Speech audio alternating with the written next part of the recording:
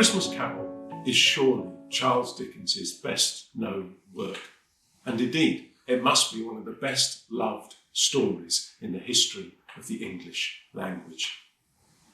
It has sold in huge numbers all around the world, been adapted countless times for stage and screen, not least by Dickens himself, and it's become almost a part of our culture, and certainly part of the time of year in which it is set.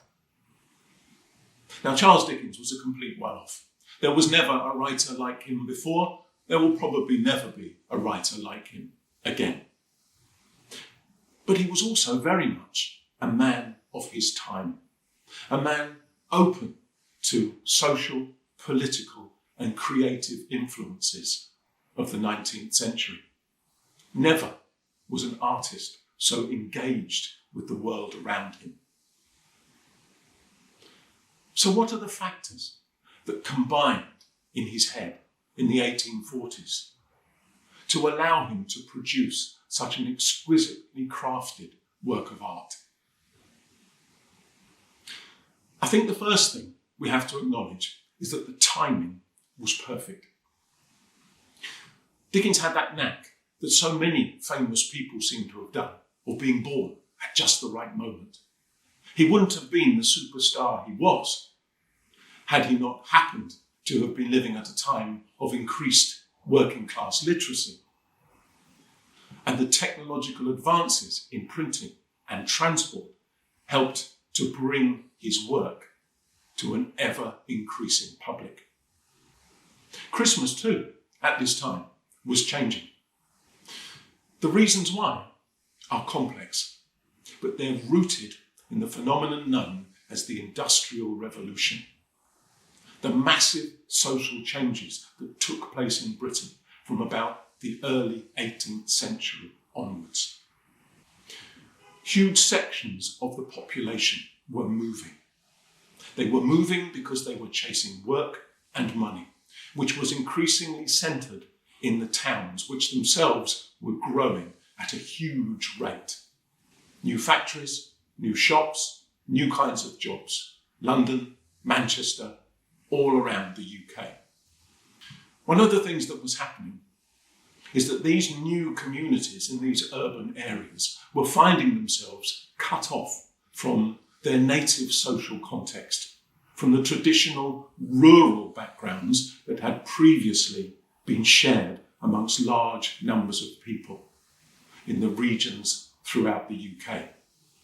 And Christmas and other seasonal festivals was one of the things that suffered. At the time of Dickens's birth, many people were noticing this change, and there was something of a backlash against it. It was by and large an antiquarian impulse. People wanted to collect traditions in the way that they collected objects to remind themselves of the past. There was a strong dose of nostalgia in such kinds of activity. And books like The Book of Christmas, which was published by Thomas Hervey in 1836, were like mini museums of tradition, full of the nostalgic recreation of Christmas festivities as they were perceived in the 19th century, the kind of things that had happened in centuries past, especially in rural parts of England. Now, Dickens was aware of this trend, but he was also aware of the new communities in the urban areas, especially London, with which he was so familiar. And this was his market. As far as Christmas was concerned, Dickens also had an artistic model to follow, a personal inspiration. This was the writer called Washington Irving, who was really the first internationally successful American writer. They shared a number of interests. They both had a sense of humour, and they both were particularly fascinated by traditional stories and folk tales. Irving, indeed, wrote his own in the manner of the stories that he liked so much. He's best known today for The Legend of Sleepy Hollow and the story of Rip Van Winkle. But he wrote about Christmas too. In a book called Bracebridge Hall, he depicts the kind of Christmas that probably never existed, a hyper-traditional Elizabethan-style festival located in rural England, held by a benevolent squire who invites his whole household, servants and all, to the great Elizabethan-style hall in front of a huge blazing fire to indulge in feasting, festivities, fun and games. It's this example that Dickens takes up and reproduces in the Pickwick Papers, his first novel. What Dickens does is he trims Irving's inspiration a little of its Merry England machinery and imports the concept to a farm in Kent, where the Pickwickians go and stay with Mr. Wardle over Christmas. Everyone gathers together, servants and all, to enjoy feasting and fun.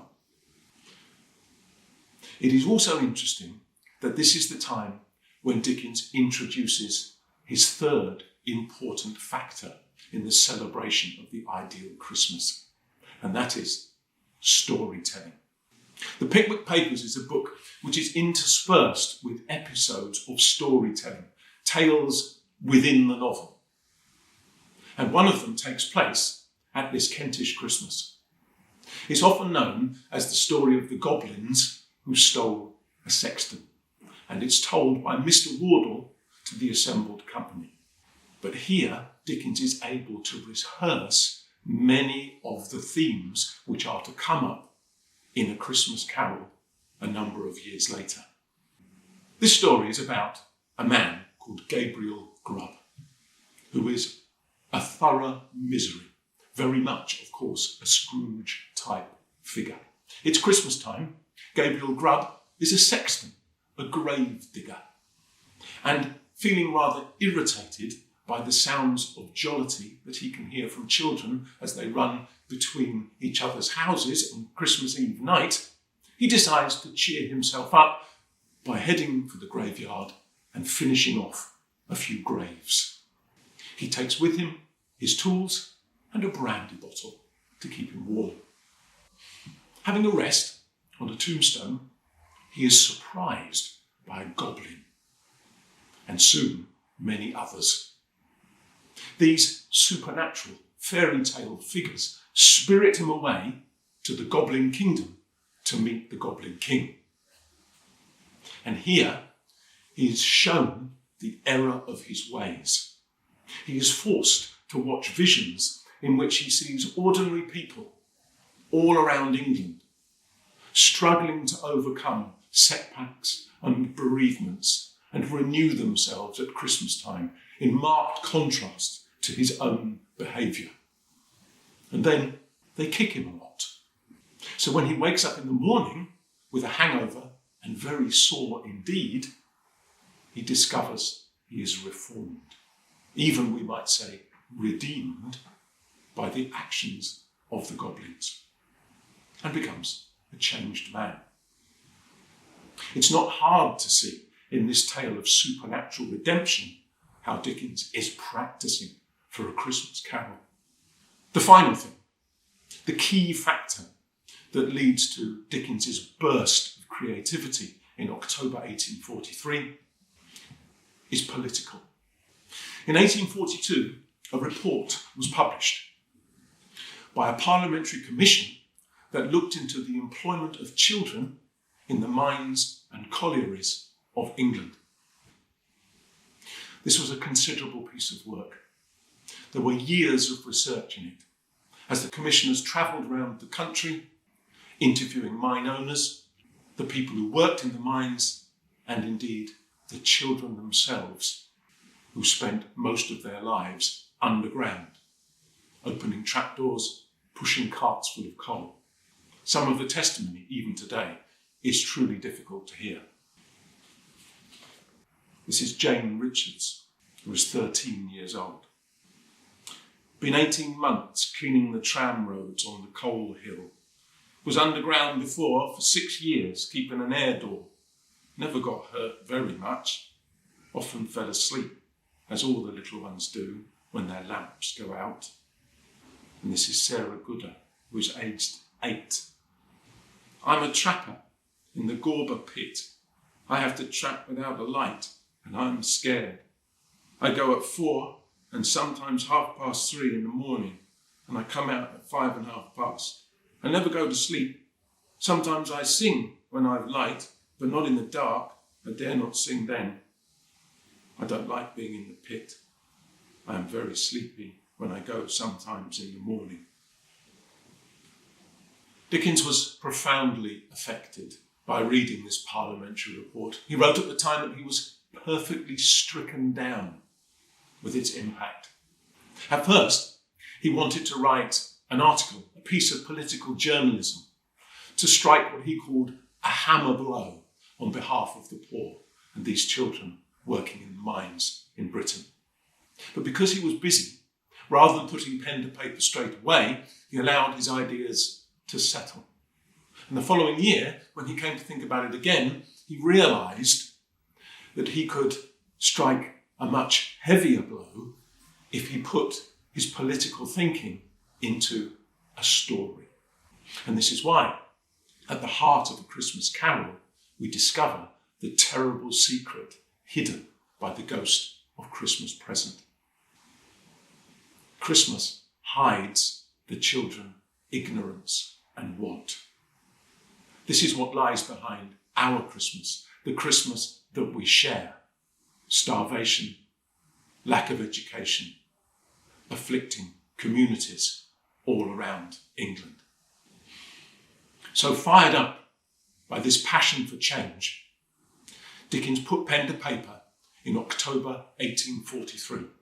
He wrote quickly and fluidly, and the book went to press and appeared on the 19th of December that year. What kind of book did Dickens come up with, and what was he expecting from its publication? Well, there's no question he wanted to make a great deal of money. It seems incredible to think of now that this, the most famous writer in the world, deep into his 6th big book, was still heavily in debt to his publishers. He hoped that A Christmas Carol would clear that debt and put him on a sound financial footing, which is why he took on the cost of publication himself in return for a handsome percentage of the profits. He decided that the book should be a lavish production, almost a keepsake and a souvenir as much as a text.